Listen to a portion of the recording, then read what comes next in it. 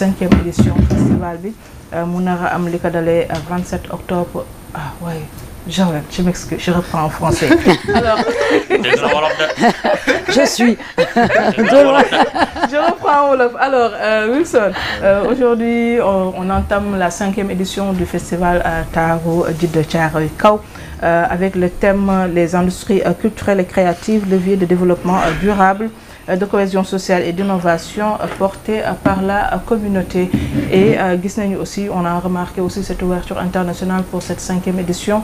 Déjà, peut-être revenir sur la collaboration avec l'association Les Boubous, mais aussi on va dire les innovations par rapport à cette 5e édition. Voilà, bon, en fait, on est en 5e édition du festival Taaru Djiddah Thiaroye Kaw, comme je l'ai dit tout à l'heure. C'est un festival qu'on a initié pour promouvoir les artistes, les talents locaux dans notre commune. Voilà, essayer aussi tamit de faire ouverture, de faire grandir la scène culturelle de notre commune, promouvoir notre destination, essayer de vendre notre destination communale quoi. Voilà, parce que le festival porte le nom de notre commune, Taaru Djiddah Thiaroye Kaw. Presque ça fait 5 ans qu'on essaie de travailler dans cette logique. Et bon, ñu foog ni c'est très normal quoi. ñu fexe am ay partenaires yoo xam ne dinañ leen jëlee faneen indi leen pour gën a mën a ñoŋal liggéey bi nga xam ne ñu ngi koy def. En fait idée boobu noonu la ñu am moo tax ñu fexe ñu daje ak association bi collaborer ak ñoom par le bien de Laye Kapsi, parce que c'est un ami, c'est un membre aussi tamit de l'équipe du festival. Voilà, ñu essayer ñu waxtaan ñoom aussi tamit comme ni ma ko waxee tout à l'heure ñu gis liggéey bi nga xam ne ñoom ñun ñu ngi koy def ñu gis ci seen bopp. xam nga ci collaboration boobu aussi tamit ñi décider ñëw bu ñu décider ñëw non seulement dinañ mën a def ay plateau performance comme côté concert, mais aussi essayer de liggéey ci ay résidences parce que li ñu ci gën a soxal mooy essence culturelle bi. li ñu ci gën a soxal aussi tamit mooy li nga xam ne gis nañ ko ci ñoom mu nekk ay compétences mu nekk ay xam-xam yoo xam ne ñun jàpp na ni war na mën a amal njëriñ suñuy artistes. moo tax ñu ne duñu ñëw ñu créer ay plateau après bu plateau yi jeexee ñu def ay concert bu ñu paree ñu bàyyi leen ñibbi tey lan lañ war a mën a def loo xam ne nii tey dina nekk valeur ajoutée ci festival bi dina am impact par rapport ak ci suñu commune ak suñu culture. ñu ne bon dans un premier temps li ñuy def mooy ñu fexe créer des résidences démarré nañ démb au centre culturel ji Guédiawaye hip hop.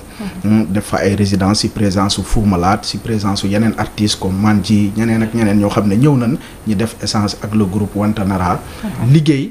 maanaam ci base yi nga xam ne nii tey ñoom moom lañ sukkandiku pour def seen musique à travers ñoom ci seeni instruments ak ñun ci suñuy instruments yi nga xam ne moom la ñu am léegi nag à travers la musique comme ni mu ko waxee léegi ñun dañoo nekk ci œuvre ci domaine bi nga xam ne nii tey mooy domaine social parce que boo xoolee ñun tey suñu population daf ci nekk ñoo xam ne dañoo nekk dans le besoin dañoo nekk ñoo xam ne nii tey maanaam dañoo soxla ay orientation dañoo soxla ñu leen mën a conscientiser jàppale leen ci ay formation ba ñu mën a autonome pour art bi nga xam ne ñoom ñi ngi koy def ñu mën di ci nekk à l'aise parce que nit ku nekk tey boo ñëwee par exemple nga ñëw def lu mel ni festival mu am pendant une semaine ci benn gox wala ci benn dëkk mu jeex amul benn impact bu mu fa am bu jeexee amul benn suivi bu ñu waxee lan moo fa amoon ñu ne ñëw nañ ay gan ñëw nañ def nañ ay concert def nañ spectacle après ñibbi nañ jeex na pour ñun loolu du objectif bi objectif bi mooy bu fekkee dañoo am un festival li ñu war a mën a def mooy que population bi gis ci seen bopp ndaw yu fa nekk ñu mën leen tàggat préparer leen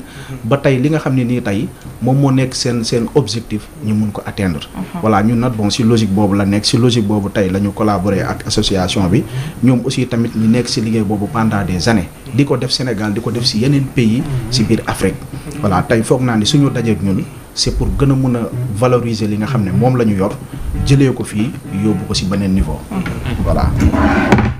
D'accord. Merci beaucoup Wilson loolu am na solo et ñi nga xam ne suivre le festival depuis première édition bi aussi on est témoin ci évolution bi nga xamante ni ñu ngi koy gis entre les éditions. Alors juste Thiey juste une question à Joël déjà avant de passer la parole à Thiey et Caporal. Alors comment s'est fait cette connexion déjà avec Will Prod et aussi quel va être l'apport ou bien le type de collaboration que vous avez avec Will Prod? C'est quoi l'apport justement de l'association Les Boubous par rapport à cette 5e édition? Alors moi, ça fait plusieurs années, 12-13 ans que je viens au Sénégal, que j'œuvre pour la santé, dans le domaine social et tout, et quoi d'autre que des musiciens et que la culture pour être des bons porte-parole. Voilà, ça c'est... Alors le groupe Wantanara est composé d'univers différents. Il y a même un griot, un bati diabaté guinéen de la famille Diabaté. Voilà, c'est tous des univers différents. Il y a Eric Frère Jacques, ami d'enfance, qui vient du blues. Il y a Bruno Desbiol, mon compagnon, qui vient du blues, mais du conservatoire de Nice, etc. etc. Manu Carré aussi, qui vient du blues, du jazz, voilà. Mais, et qui a commencé aussi, ces gens-là ont commencé dans des lieux de culture comme ça pour la plupart, le système D. Et on s'aperçoit que par la culture, on ne peut pas détacher la culture du social, voilà. Et les mixitudes, exactement de ce dont parlait Wilson, on a beaucoup parlé de ça, on a vu des gens, il n'y a plus de couleurs, il n'y a plus de... Voilà, la musique, voilà, c'est universel. C'est universel et c'est un pouvoir de parole, un pouvoir... Voilà. Et moi, donc, j'ai en tant qu'association Les Boubous, un correspondant depuis... plusieurs correspondants depuis plusieurs années, dont Abdoulaye, donc, dont Laï. Et Laï fait partie de l'association aussi, il a plusieurs casquettes. Dans l'humanitaire, on a fait des conteneurs, on a monté des centres santé, on a mis beaucoup d'enfants à l'abri. Et les familles démunies aussi. Et à travers ça, Laï fait une musique aussi. Il a eu la chance, j'ai pu le faire venir en France et il a pu... m'aider à organiser des concerts. Je l'ai mandaté pour traîner sous les mains de faille en France. Voilà, ça c'est ma victoire. Et donc, et de là, comme il faisait partie de l'association de Wilson, il m'a dit il faut vraiment collaborer ensemble parce que le but est le même. Voilà, le mélange, la culture et l'humanitaire, le social. Et je vois que Wilson, il travaille comme moi, je travaille en France, lui travaille ici et je pense que le partenariat est pas mal. Comment vous avez trouvé la résidence que vous avez commencé, la collaboration, bien les échanges qu'il y a eu avec certains artistes sénégalais? Formidable. La résidence, oui. Formidable, ouais, c'est formidable d'avoir pu mettre de la musique occidentale, de la kora.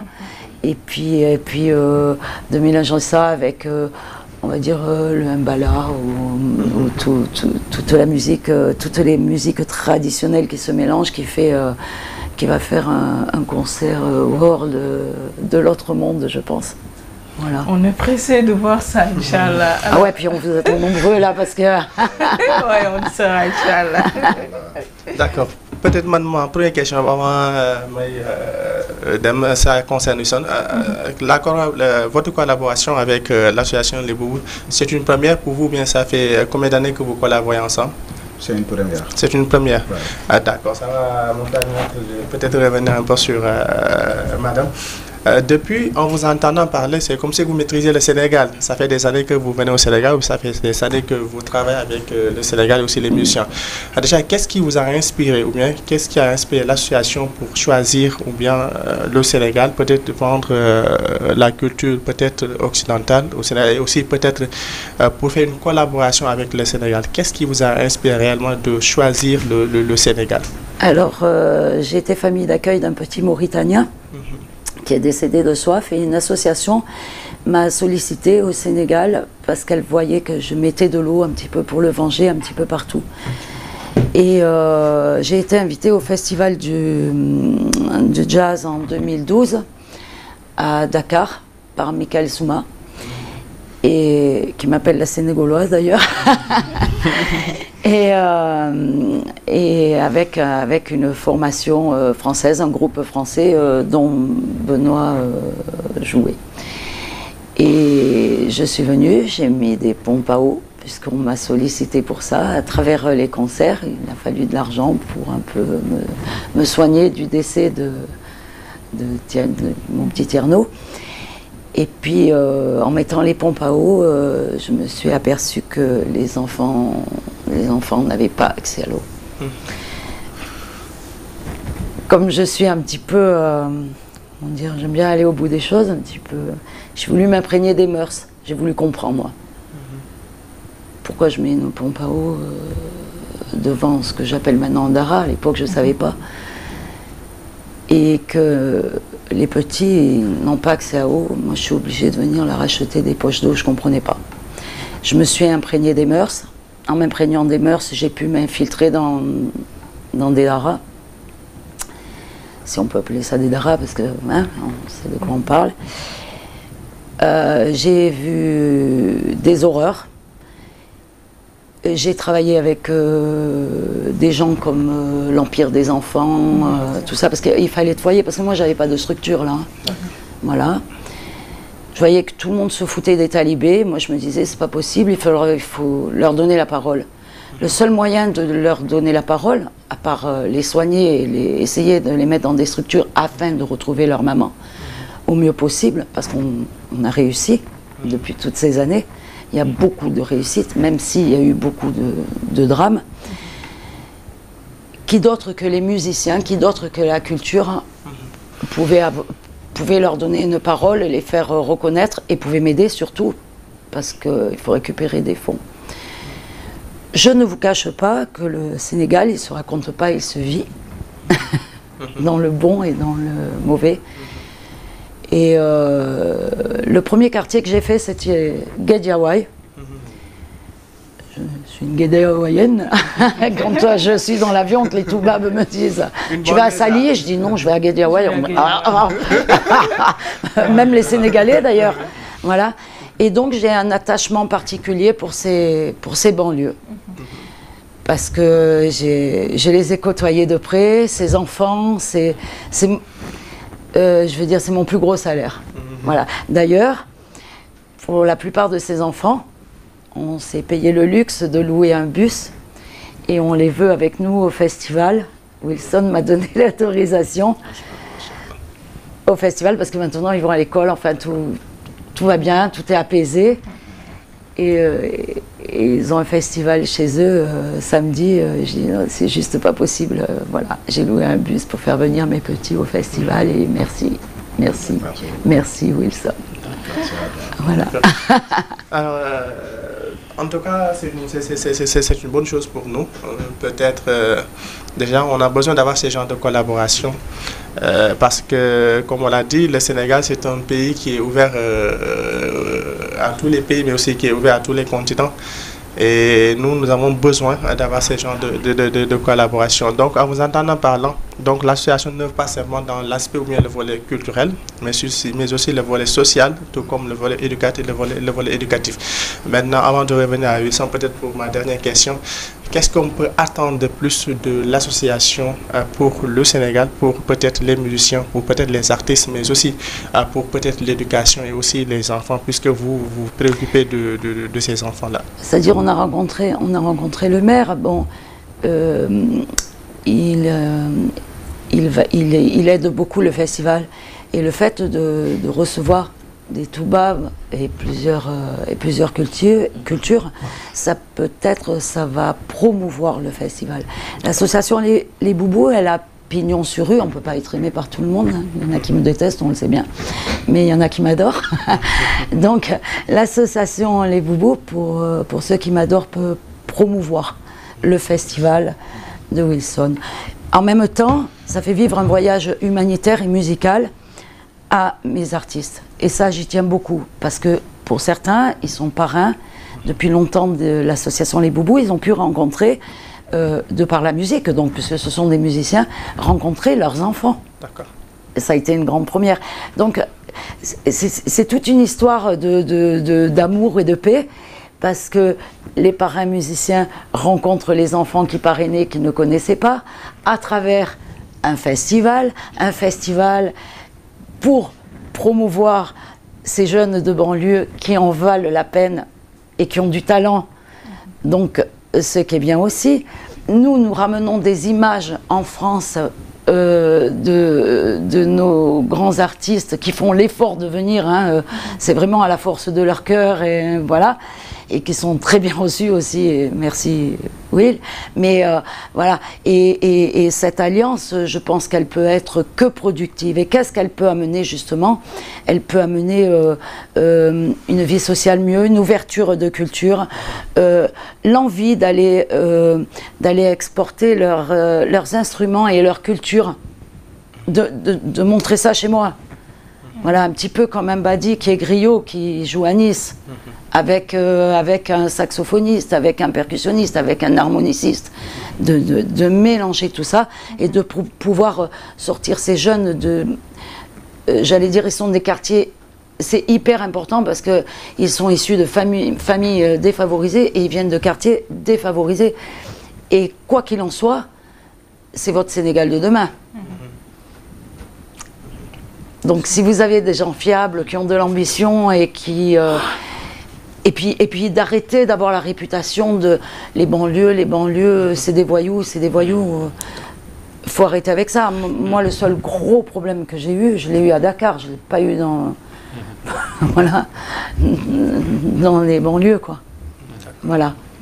Voilà, le but c'est ça, quoi, de promouvoir tout ça. Voilà, et de promouvoir le festival parce qu'il a une importance terrible par rapport au social et par rapport à la banlieue. Machallah. En tout cas, on vous souhaite la bienvenue. Et aussi, madame leen ñaanal yaa gën a dégg wolof yéen ñi dégg noonu wolof. waaw man li may wax mooy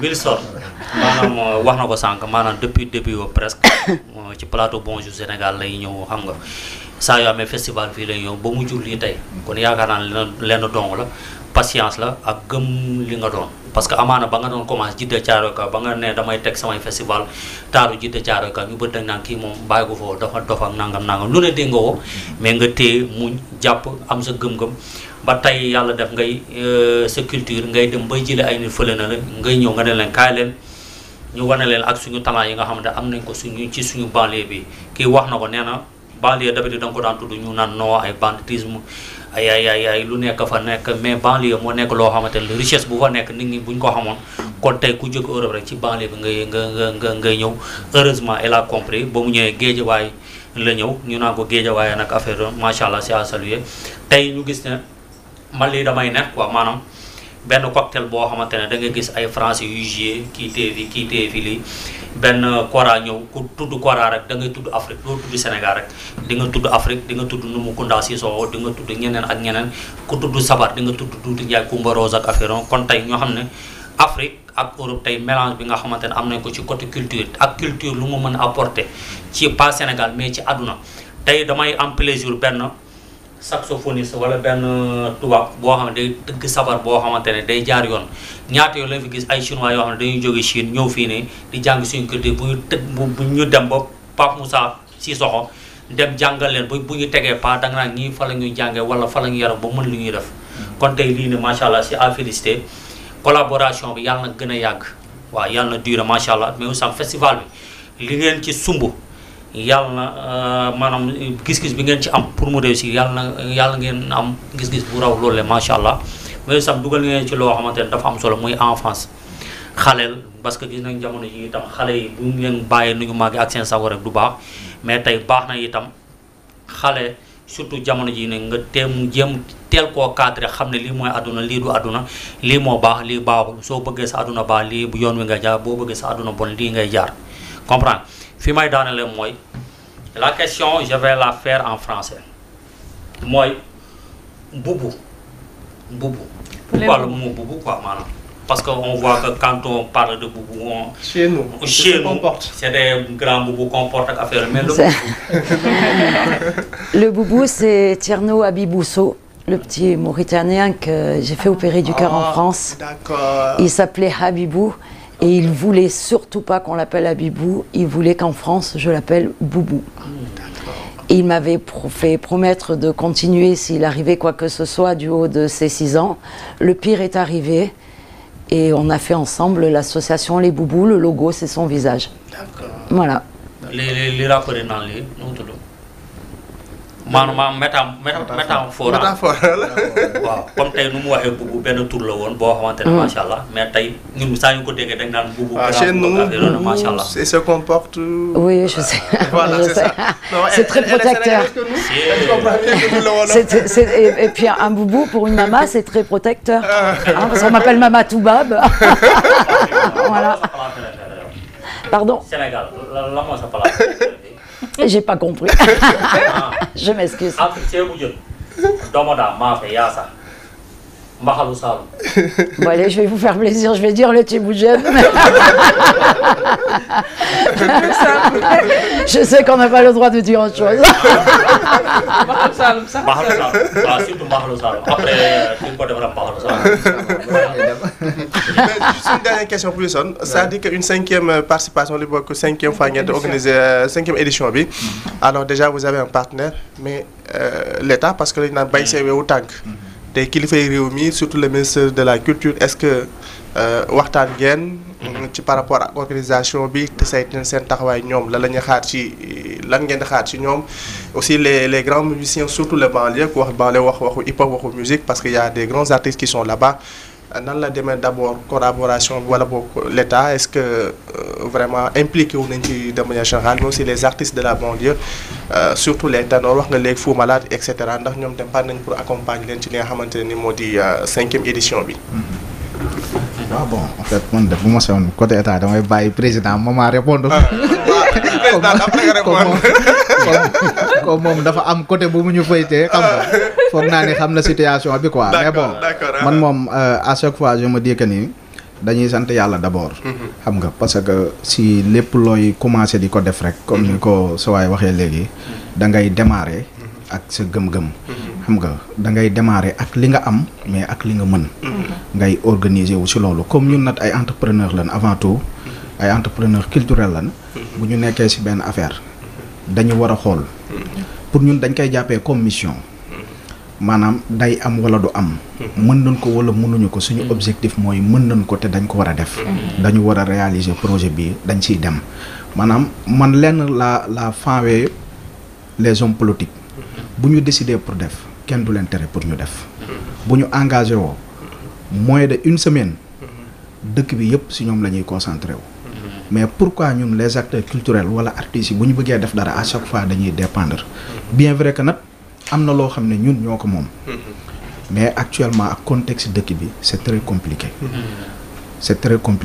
mooy que nag dañuy jéem a muñ di ñaan yàlla ñi fi nekk mu jéem leen accompagner teg leen loxo ba li ñu bëgg ak seen yéene ak seen bëbët ñu mun ko def parce que fekk ñu ngi koy réussir ñun bu boobaa dinañ am liberté pour def li ñu bëgg a def dinañ sentir peut-être beneen air boo xam ne nii tey dinañ mën a soulager wu si suñu liggéey parce que c'est très compliqué actuellement boo xoolee bu fekkee côté production wala côté festival événementiel maanaam 100 moo doon am si année bi actuellement lii am matul 50 ñëpp dañuy toog di xaar parce que ñuy problème mu fond la ñuy am ñuy peut-être ku leen accompagner ak yeneen ak yeneen. D'accord. waaw pour l'instant nag.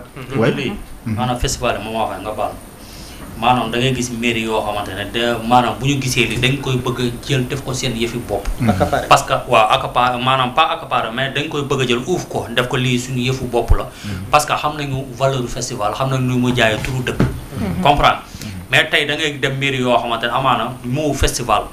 maanaam day nekk loo xamante tam xaw ma ñàkk comprendre xaw ma lan la mais pour man lii tey mairie bu ko gisoon rek non da leen di wax kaay leen ma accueillir leen nan ngeen ko bëggee côté loo xam ne mairie mën nañ ko war a mën a jàppee ñun ñu jàppee ko man loolu laa gën a bëgg ci mais seen côté Djiddah Thiaroye mairie Djiddah Thiaroye Kaw nan la accueillir li nga xamante ne moom mooy projet bi ak loxoom yëpp mën nañ ne suñu mairie mooy suñu premier partenaire voilà muy mairie bu Djiddah Thiaroye Kaw avant-hier recevoir na l'association ak présidente bi bon Mamadou Gueye mais adjoint moo fi nekk muy Modou Matignan le maire Modou Matignan ñu recevoir ñaari Modou recevoir d'ailleurs cérémonie d'ouverture bi ci salle délibération bu mairie bi lañ ko defee mu waxtaan ak ñun ba pare jël association bi ci boppam def leen ay ambassadeur xam nga parce que gis nañ liggéey bi nga xam ne ñoom ñi ngi koy def wax dëgg fa neex yàlla mu assister ñu ci côté yëpp mën nañ ne bu fekkee gis nañ benn partenaire mairie bi la à part mairie bi gisuñu benn partenaire peut-être nag benn plaidoyer naa ko def muy au niveau direction son et lumière parce que yàlla defoon na ni ñu jot leen rencontrer xam nga par le bien de Bakary Sarr mu yóbbu ñu foofu ñu waxtaan ak ñoom plus de 2 semaines ñu accordeel ñu dinañ ñu jox logistique son et lumière et cetera barkaati démb la ñuy soogawoo ne malheureusement dañoo am benn information que ministre bi daf ne sono bi dañ koy jël yóbbu ko Bignona xam nga mu nekk lu ñu metti nag parce que sacrifier événement ndax beneen événement ñun xamuñu lan mooy problème bi est-ce que événement buy am foofu dafa ëpp dayoo festival bii di am ndax daf ko ëpp impact wala daf ko ëpp njëriñ ba ñu accordeel ñu communiquer def li ñuy def ba dernière minute ñu woo ñu avant-hier ne ñu sono bi dañ koy jël yóbbu ko Bignona problème boobu lan am à ce moment waaw mu nekk loo xam ne situation bu compliqué la wax dëgg fa neex yàlla bon ñu après bëgg a tourner waat lijjantiwaat beneen financement pour lijjanti logistique pour mën a def concert de clôture c'est très compliqué parce que liggéey amuñu benn accompagnement nii état nii feneen ak feneen te foog naa ni fii ñu yegg nii ñoom ñi koy gis waroon na am le minimum xam nga waroon na am le minimum moo tax ma ne peut-être foofu président moom dinañu ci répondre comme moom mi ngi ci état tey ñu jàkkaaroo ak moom amaana mënoon nañu gën a répondre quoi mais quand même bon ñi ngi sant yàlla ba tey dañ leen di comprendre parce que dañuy jàpp ni contexte bi la bien vrai que nag li ñuy def priorité la mais peut-être am na ay urgence yoo xam ne dafa am voilà te dañu naan bon sotti seeg def ci la rek mais li may lancer rek mooy que nañu gën a bàyyi xel secteur bi nañu gën a bàyyi xel milieu bi parce que moom la ñu am tey milieu bi mi ngi formé mi ngi jàppale ay nit xam nga mi ngi leen di utal liggéey mi ngi leen di utal lu ñu am kon lii dafa nekk loo xam ne nii tey lu sérieux la quoi te mooy li Olof Njaay di wax daanu dajul suuf état mënul nekk fépp tey ñun ñi nga xam ne dañoo considérer suñu bopp tey comme ay relais nekk ay acteurs en dehors de la culture ñu jël ay engagement communautaire di œuvrer ci cadre développement kon war nañ gën a mën a bàyyi xel yenn activités yi nga xam ne ñi ngi koy def ba pare muy créer di jàppale ay nit di former ay nit ñu mën di demal seen bopp kon man foog naa ni yenn difficultés yi waratuñ ko mën a dund quoi waaw loolu rek laa bëggoon en tout cas jàllale comme message plaidoyer bu am solo la j'espère que ñi ko war a dégg daañu ko dégg incha allah dégg naa ko que ñu waa ñu ko war a dégg daañu ko dégg incha allah ba mën si tax incha allah alors Wilson juste balaa ñuy tàggatoo nga fàttaliwuñu li nga xamante ne moom moo nar a nekk programme 5e édition bi am na yoo xam ne commencé ngeen ko déjà mais ñi nga xamante ne bëgg nañ ñëw découvrir le festival lan moo nar a nekk programme. Voilà, bon, en fait, on a programmé sur la programmation de faire une résidence artistique, formation sur marketing digital avec les jeunes, parce que chaque année, on a formé 30 jeunes si ay différentes disciplines, comme marketing digital, dina am sur les métiers du numérique. C'est pareil, quoi, l'entrepreneuriat, management. Famille aussi, dina leen former sur les produits locaux mooy transformation céréales ak yu demee ni que noonu voilà à part ça am na benn atelier boo xam ne dañ koy def causerie boo xam ne dañ koy def aussi tamit pour jeunes yi boobu aussi war nañ ko amal suba incha allahu rabbi demain aussi si la ñuy clôturer résidence bi comme aussi dañu nekk en partenariat ak AMA si seen salon bi tey mooy nekk suñu premier plateau boo xam ne dañ ko war a def Douta Seck avec le groupe Wantanara à part ñoom ñoo war a ubbi plateau bi foofu noonu tey à Douta Seck à partir de 19h voilà concert de clôture bi aussi tamit ñi ngi koy defee Guédiawaye hip hop comme li ma la wax par la li nga xam ne nii tey arrivé nañu chaque année concert plein air lañ doon def ci diggu commune bi ci terrain bi mais peut-être dernière minute ak information bi ñu mujjee am dañuy obligé jël plateau bi yóbbu ko ci centre culturel Guédiawaye hip hop pour mun ko defee foofu voilà kon demain aussi ci la ñuy clôturer formation yi nga xam ne démarré nañ ko avec les jeunes voilà buñ ci paree aussi tamit dañuy continuer ñu def visite avant gan yi mën a dellu def dernière rencontre yi au niveau de la commune avec les artistes sànq yaa ngi doon wax ci côté résidence bi foog na ne bépp artiste bu nekk Djiddah Thiaroye Kaw assisté na ko teewe na ko parce que bu ñu waxee foofu am na ci ñoo xam ne mënuñu loon épargner comme ñu ci mel ni ay Manji ku ci mel ni ay Matador bien vrai que dafa nekk en voyage mais ñi ngi déggante ba pare ñi nga xam ne ñoom lay liggéeyandool au niveau de Africulture urbaine yebal na leen comme ça pour ñoom ñu mën a ñëw assister résidence boobu parce que lépp Djiddah Thiaroye Kaw la te Djiddah biir Pikine la nekk voilà kon foog naa ni képp ku fa nekk artiste si ñu yéene mooy que nga ñëw nga participer si li nga xam ne ñi ngi koy def voilà mais foog naa ni bon li ñu desee ci programme moment mooy rendez-vous bi ñu am tey à Douta Seck tey aussi voilà si la ñuy clôturer résidence bi demee si la ñuy clôturer formation des jeunes ak formation yi nga xam ne moom la ñuy defal femmes yi à partir de 17h am nañ benn panel bu ñu war a def samedi bi moom mooy nekk concert de clôture loolu moo ñu desee comme programme.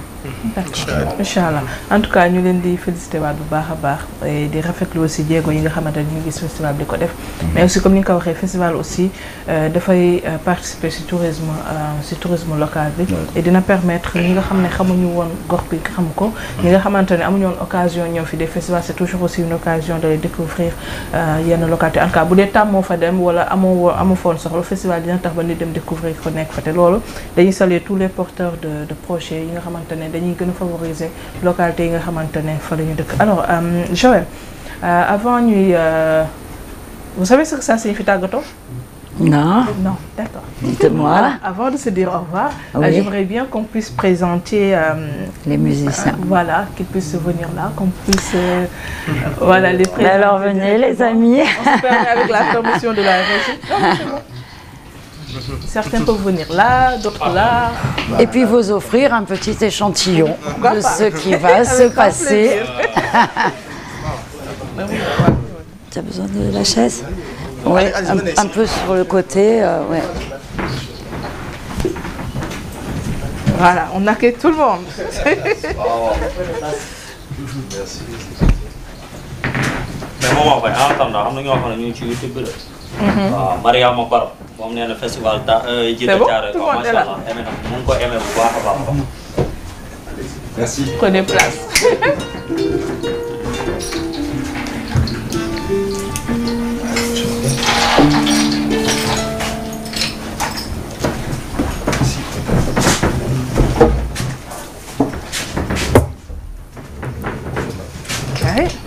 On m'a donné une mission, on va vous aussi. Chacun a une mission.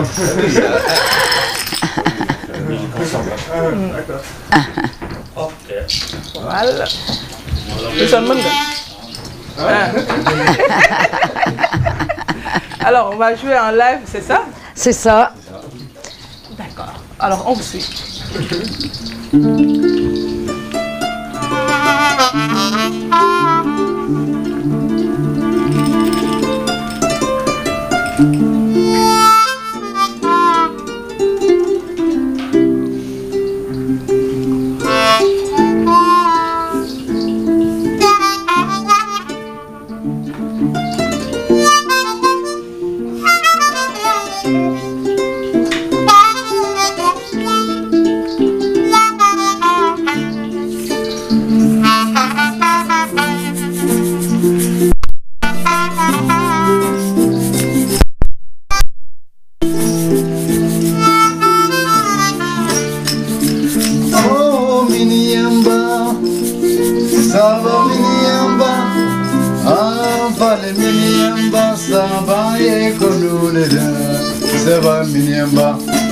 Miniamba trunca malambedo Fale miniamba sabaye koluleda Saba miniamba Dunia dunia Dunia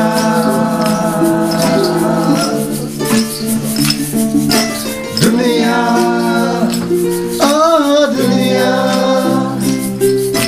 Dunia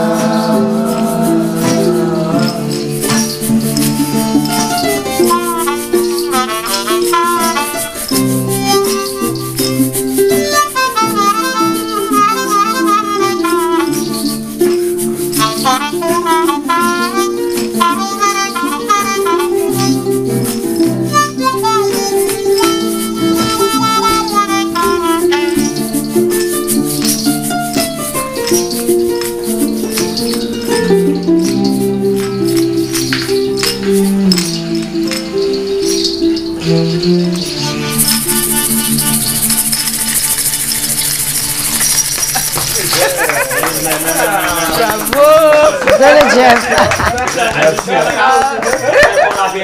C'était bien. C'était top. Donc vous avez de nouveaux recrues. Vous avez de nouveaux recrues. Nous faisons partie du groupe. tout maintenant. On va venir sur la scène avec nous. Là. Alors, vous le nom c'est comment?